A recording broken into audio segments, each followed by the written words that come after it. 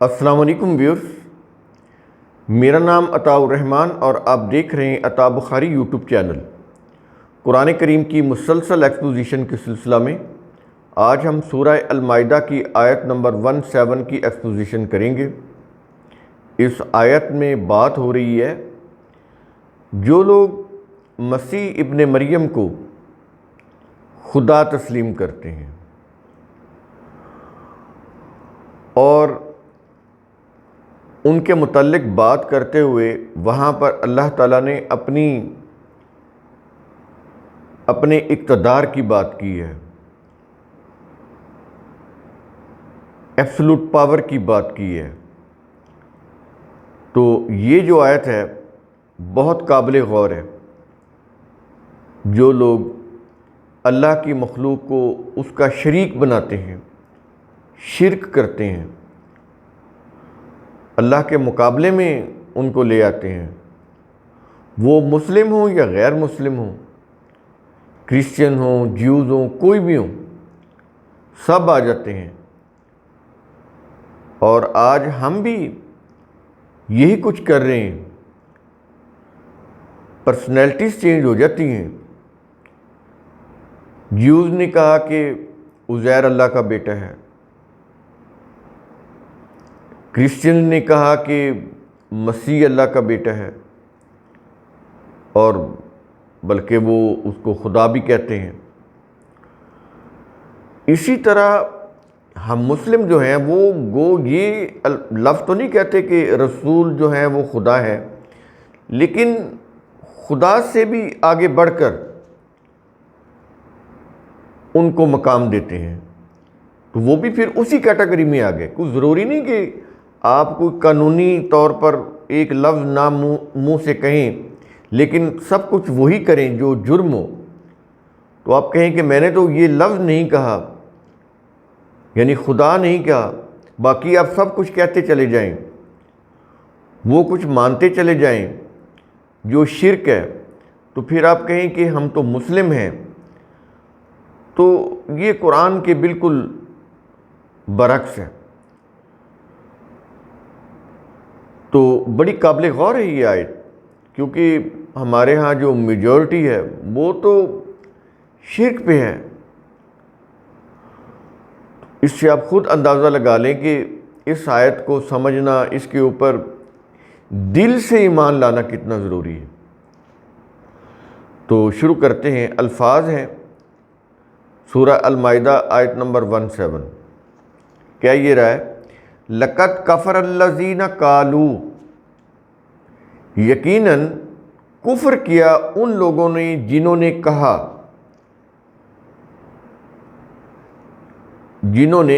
کیا کہا آگے بتا رہے ہیں۔ کیا یہ رہا ہے کہ اب ان کا قول بیان کر رہا ہے یا ان کا عقیدہ بیان کر رہا ہے جنہوں نے کفر کیا؟ یہاں پر کفر کا لفظ ہے۔ کفر کا مطلب ہوتا ہے حق سے انکار کرنا۔ کوئی بھی اللہ کی طرف سے جو چیز حق ہے اس کا انکار کیا جائے، یہ کفر ہے۔ وہ کوئی بھی کرے، مسلم کرے یا غیر مسلم کرے۔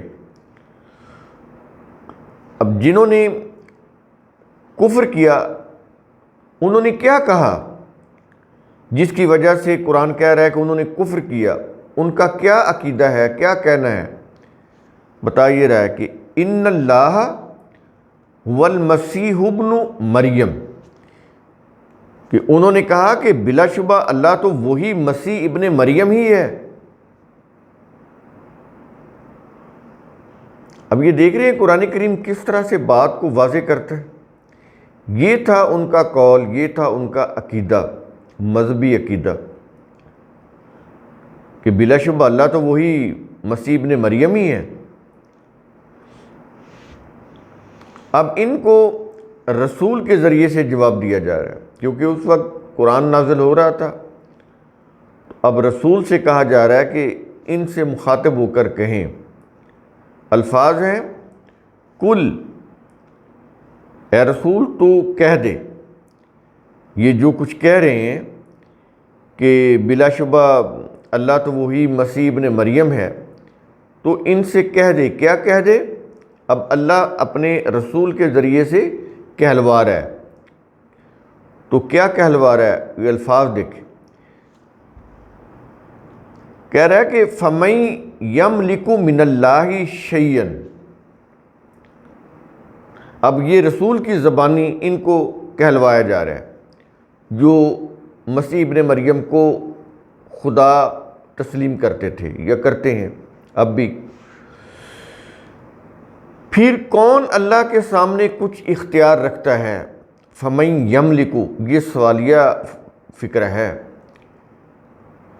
پھر کون اللہ کے سامنے کچھ بھی اختیار رکھتا ہے؟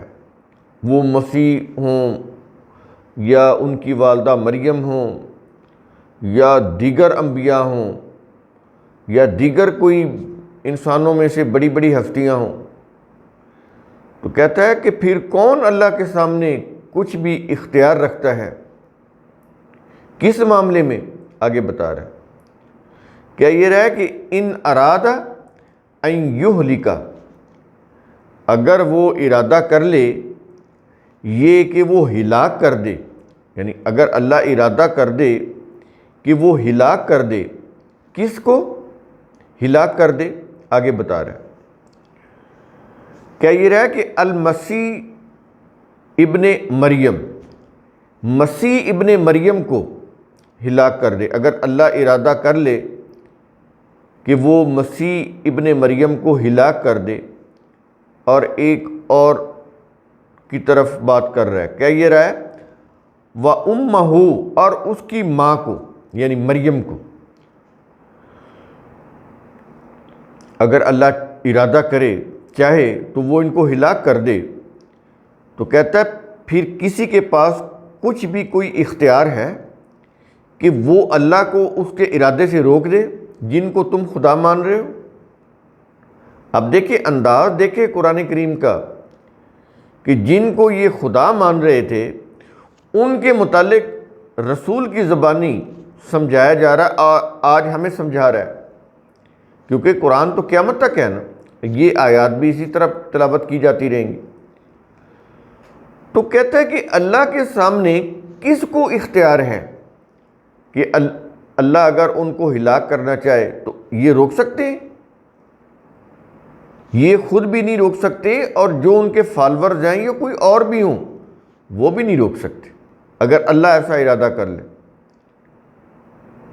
کیونکہ اختیار کا مالک تو وہی ہے، انسانوں کی تو بس کی بات ہی نہیں۔ تو یہاں پر دو چیزیں ہوگی، مسیح ابن مریم اور اس کی ماں یعنی مریم، تو ان کو اگر وہ ہلاک کر دے تو کسی کو بھی کوئی اختیار ہے اللہ کے سامنے کسی کو کہ وہ اس کو روک دے؟ نہیں۔ آگے کہہ رہے ہیں وَمَن فِي الْأَرْضِ، اور ہر کوئی جو زمین میں ہے، جو بھی زمین میں ہے، یہاں پر ومن ہے، جو کوئی بھی، فی الارض زمین میں ہے، کیا یہ رہا ہے کہ جمیعاً سب کے سب کو ہلاک کر دے، صرف مسیح ابن مریم کو ہی نہیں، اس کی ماں کو ہی نہیں، بلکہ زمین میں جو کچھ بھی ہے، انسان جو بھی ہیں اور اس کے علاوہ جتنے بھی جاندار ہیں، انسانوں کے علاوہ جتنی بھی کوئی بے جان ہے، سب آ گئے اس کے اندر، کہتا ہے سب کے سب کو ہلاک کر دے۔ یہ کچھ کہنے کے بعد اب یہ سوالیہ ہے نا، اب لوگوں کے اوپر چھوڑ دیا، کہتا بتاؤ کو ہے اللہ کے مد مقابل کوئی دکھاؤ، کوئی ایسی قوت ہستی ہے، کوئی ایسی پاور ہے جو اللہ کو روک دے، تو تم پھر بھی ان کو خدا مان رہے ہو؟ بڑی عجیب بات ہے۔ تو کہتا سوچو۔ اس کے بعد الفاظ ہیں وَلِلَّهِ مُلْكُ السَّمَاوَاتِ وَالْأَرْضِ، اور اللہ ہی کے لیے ہے آسمان و زمین کا اقتدار۔ یہ اللہ کے پروگرام کی تکمیل کے لیے، اس کی مشیت کو پورا کرنے کے لیے ہے۔ جو کچھ بھی ہے یہ پوری کائنات کی بات ہو رہی ہے اس میں. اور آگے کہہ رہا ہے الفاظ ہے وما بینہما، اور جو کچھ ان دونوں کے درمیان، آسمان و زمین یہ پوری کائنات ہوگی، اور جو کچھ ان دونوں کے درمیان ہے اس کا اقتدار بھی اللہ کے پاس، کسی اور کے پاس نہیں ہے. اگلے الفاظ ہے یخلق ما یشاء، وہ پیدا کرتا ہے جو وہ چاہتا ہے. آج اگر کوئی کہے کہ مجھے اے اللہ تم نے کیوں پیدا کیا، اس کو کیا جواب مل سکتا ہے؟ کس سے پوچھے گا؟ یہ اللہ کی مشیت ہے، اس کے اوپر تو کسی کا بس ہی نہیں چل سکتا کہ اس کے اللہ کی مشیت یا اس کا ارادہ اس کو پلٹا دے یا بدل دے. اللہ خود نہیں بدلتا اپنا ارادہ، کیونکہ اس کا ارادہ اس کا قانون ہوتا ہے. قوت اختیار ہونے کے باوجود وہ اسے بدلتا نہیں. اگر بدل دے تو یہ کائنات تباہ ہو جائے. یہ جتنی بھی کائنات ہے، اس کے جتنا بھی نظام ہے، یہ ایک دوسرے کے ساتھ انٹر لنک ہے. آکسیجن کا ختم ہو جانا صرف یہی نہیں کہ وہ آکسیجن ختم ہوگی، اس سے تو زمین کے اوپر جتنے بھی جاندار ہیں یہ سب کے سب آنن فانن مر جائیں. اور وہ جب مریں گے تو پھر باقی جو پودے ہیں وہ بھی. یہ ہر چیز ایک دوسرے کے ساتھ انٹر لنک ہے کائنات کی، اور اس میں پھر ایک بیلنس ہے. بیلنس کے ساتھ یہ پوری کائنات جو ہے وہ اپنا فنکشن پرفارم کر رہی ہے. تو وہ پیدا کرتا ہے جو وہ چاہتا ہے. کوئی اس سے نہیں پوچھ سکتا کہ یہ کیوں پیدا کر دیا یا ہمیں کیوں پیدا کر دیا. اس کی مشیت کے آگے کسی کا بس نہیں ہے. انسان جتنے مرضی انٹلیکچل ہو جائیں، اللہ کے انٹلیکٹ کو، اس کی بصیرت کو نہیں پا سکتے.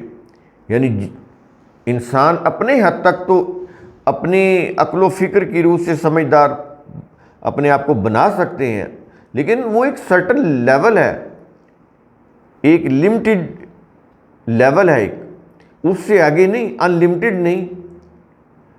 اللہ کی جو بصیرت ہے وہ ان لمیٹڈ ہے. یہ چیز تو وہ پیدا کرتا ہے جو وہ چاہتا ہے. اس کے اوپر تو تم سوال نہیں کر سکتے اور فائدہ بھی نہیں ہے. یہ کچھ کہنے کے بعد آگے کہہ رہا ہے، آیت کا اختتام ہے واللہ علی کل شیء قدیر، اور اللہ ہر چیز پر قدیر ہے. یہ قدیر کون ہوتا ہے؟ ہر چیز کی قدر، اس کے اندازے، اس کے پیمانے مقرر کرنے والا ہے. جب اس نے ہر چیز کے پیمانے مقرر کیے ہیں تو پھر کنٹرول بھی اس کا ہے. اب ہم نے اپنی ٹرانسلیشن میں اس کا جو مختصر ترین اس کا جو بریکٹ میں ٹرانسلیشن دی ہے وہ کنٹرول رکھنے والا دی ہے، قدیر. یہ اسی کو قادر بھی بولتے ہیں، یہ ایک ہی چیز ہے. لیکن چونکہ قرآن کے اندر یہ لفظ قدیر ہی ہے تو ہم نے اس کو اسی طرح رکھا ہے، بریکٹ میں کنٹرول رکھنے والا دیا ہے. کیونکہ ہر چیز کے اندازے، پیمانے، اس کے اندر جو بھی لاز کار فرما ہوتے ہیں، فزیکل لاز، وہ سب کچھ اللہ نے دیے ہیں، اس کے اندر رکھے ہیں. ہر چیز اللہ کے اندازے، پیمانے کی روح سے ڈیولپ ہوتی ہے، تخلیق پاتی ہے، ڈیولپ ہوتی ہے. جو کچھ بننا ہوتا ہے وہ بن جاتی ہے. اس میں اللہ کی وہ جو قوانین ہیں، ضابطے ہیں، وہ کام کر رہے ہوتے ہیں. فزیکل لاز کام کر رہے ہوتے ہیں، نیچرل لا آپ کہہ لیں وہ کام کر رہے ہوتے ہیں. اور وہ اس میں ایوولوشن کا جو قانون ہے، ارتقاء کا، وہ کام کر رہا ہوتا ہے. ہر چیز اپنے ایوولوشنری پروسیس کو طے کرتے ہوئے وہ جا کر کمپلیٹ ہوتی ہے. تو یہ اس سب کے اوپر اللہ کا کنٹرول ہے، تو بڑی قابل غور ہے یہ آیت۔ قرآن کریم کا اصول ثم تتفکروا، اس کی روح سے آپ خود بھی سوچا کریں، سمجھا کریں، غور و فکر کیا کریں۔ شکریہ۔